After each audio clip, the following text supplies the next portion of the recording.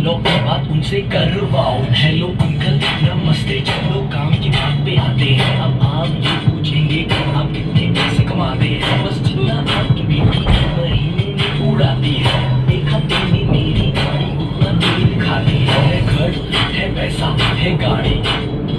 आप दो जोड़ में लड़की भेजो, लड़की हुई हमारी। अंकल घर